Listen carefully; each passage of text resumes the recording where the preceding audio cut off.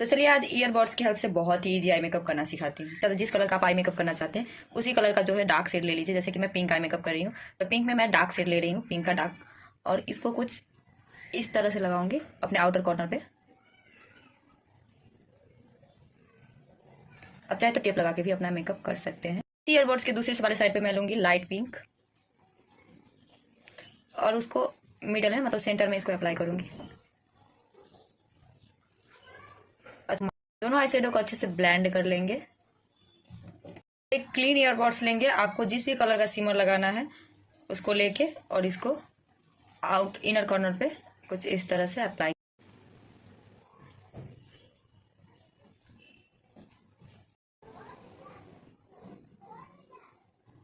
ये वाला जो आई मेकअप है ना बहुत ही ज़्यादा सुंदर लग रहा है और बहुत ही ज़्यादा इजी है। किसी भी ड्रेस के साथ आप कर सकते हैं और बहुत जल्दी हो भी जाता है।